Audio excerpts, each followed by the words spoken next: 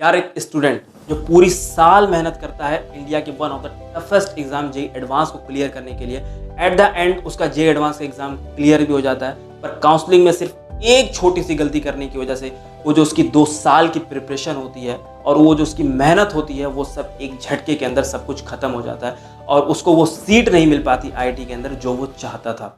Hi everyone, this is Shyam और आज की इस वीडियो के अंदर मैं अपनी एक छोटी सी स्टोरी शेयर करने वाला हूँ कि कैसे मेरी इस काउंसलिंग के अंदर एक छोटी सी गलती मेरे पूरे वो जो 2 साल की प्रिपरेशन होती है, वो जो 2 साल की मेहनत थी, वो पूरी की पूरी खराब हो जाती है सिर्फ एक छोटी सी काउंसलिंग के अंदर गलती होने की वजह से। तो इस वीडियो को पूरी एंड तक देखना ताकि वो गलती जो मैंने की वो आप रिपीट ना कर सको, ताकि आपका साल खराब ना हो और आपका काउंसलिंग खराब ना हो। ठीक है, तो शुरुआत करते हैं यार उस दिन से जिस दिन जेई एडवांस का रिजल्ट आता है। आप ही लोगों की तरह मेरा भी एक सपना था जेई एडवांस को क्लियर करना और एक अच्छी से आईआईटी के अंदर एक अच्छा सा ब्रांच लेना। ठीक है, जेई एडवांस का रिजल्ट आता है। जेई एडवांस के रिजल्ट में मेरी एक डिसेंट सी रैंक आ जाती है, जिसके अंदर मुझे एक डिसेंट से आईआईटी के अंदर एक ठीक ठाक ब्रांच मिलने की प्रोबेबिलिटी थी, मिल जाती है। ठीक है, उसके बाद क्या होता है, जोसा काउंसलिंग स्टार्ट होती है। अगले दिन से जोसा काउंसलिंग स्टार्ट होती है।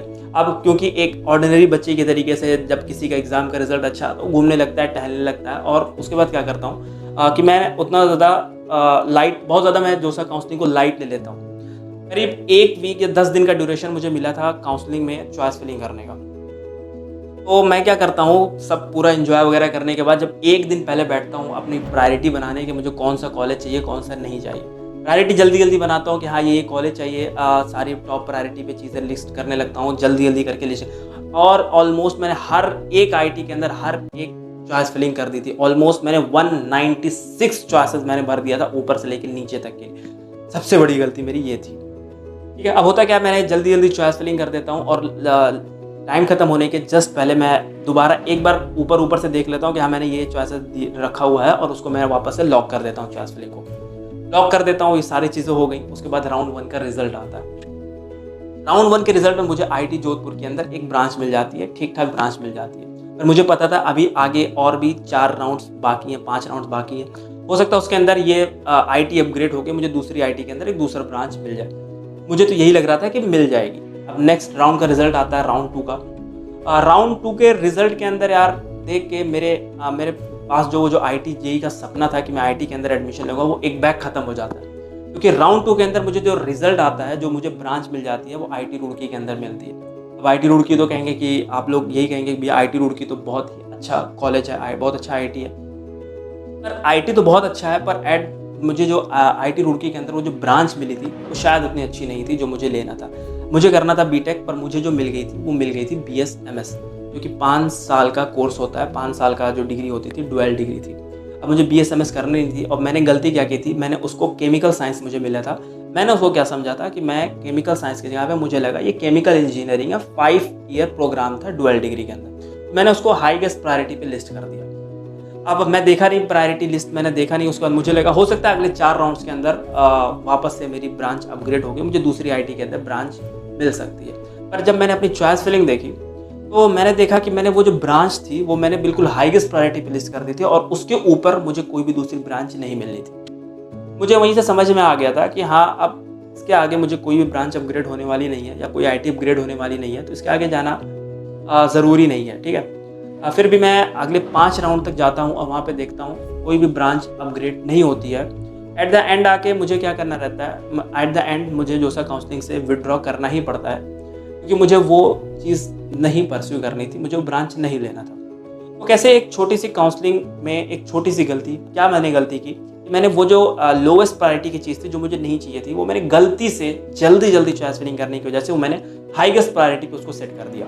सेकंड राउंड के अंदर क्या हुआ, मुझे एक डायरेक्ट मुझे वही चॉइस मिल गई और उसके ऊपर मुझे अब कोई भी चॉइस नहीं मिलने वाली थी। इसलिए मुझे उसके अंदर से विड्रॉ लेना पड़ा। और जो मेरी 2 साल की जो प्रिपरेशन, मैंने 2 साल लगातार मैंने सुबह शाम जाग के जो मैंने प्रिपरेशन की थी जेई एडवांस की, वो सब एक गलती की वजह से सब का सब खत्म हो गया और मुझे विड्रॉ लेना पड़ा। ठीक है, ये सारी चीज़ें हो गई। अब आप ये पूछेंगे भैया विड्रॉ लेने के बाद क्या किया। देखो, विड्रॉ लेने के बाद चीज़ें मैंने छोड़ी नहीं, मैंने वापस से प्रिपरेशन करनी स्टार्ट की। हाँ, थोड़ी सी एक्स्ट्रा मेहनत करनी पड़ी, क्योंकि जब मैंने गलती कर दी तो उसका खामियाजा मुझे भुगतना पड़ेगा।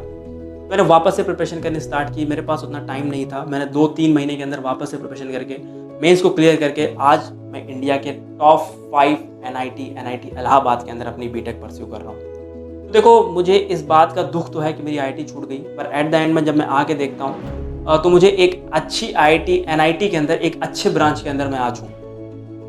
ठीक है, इससे क्या सीख मिलती है?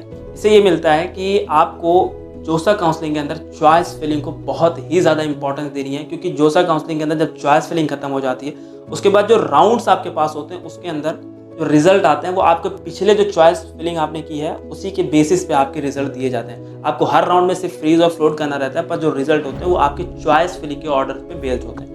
तो आपको चॉइस फिलिंग बहुत ही अच्छे तरीके से करनी है जोसा काउंसलिंग के अंदर। अब देखो, मेरे पास एक चॉइस था कि मैं वापस से प्रिपरेशन करके वापस एक अच्छी एनआईटी के अंदर आ गया, पर गलती भी की, पर एक अच्छी एनआईटी के अंदर आज मैं हूँ।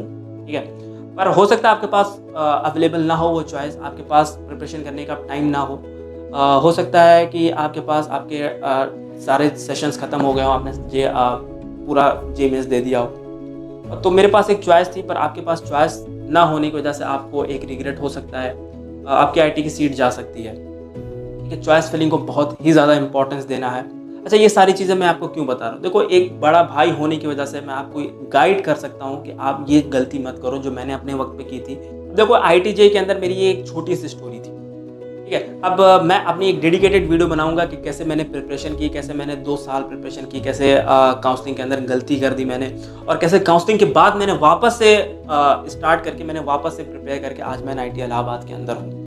ये सारी मैंने डेडिकेटेड वीडियो मैं आपको बना दूंगा अगली वीडियो के अंदर या नेक्स्ट वीडियो के अंदर, कभी भी मैं ये सारी चीज़ें बना दूंगा। ये थी यार वीडियो। अगर आपको ये वीडियो पसंद आई हो तो इस वीडियो को एक लाइक ज़रूर करना, और गलतियों से सीखना ज़रूरी है। ठीक है, दूसरों की गलतियों से सीखना ज़रूरी है। दूसरे जो गलती करते हैं उनसे ये सीख लें कि वो गलती हम ना करें। इसलिए मुझसे ये सीख लीजिए कि जो गलती मैंने की वो आप गलती नहीं करेंगे। ठीक है, तो ये थी आज की वीडियो। अगर आपको वीडियो अच्छी लगी हो तो इस वीडियो को लाइक ज़रूर करना। मिलते हैं आपसे अगली वीडियो के अंदर।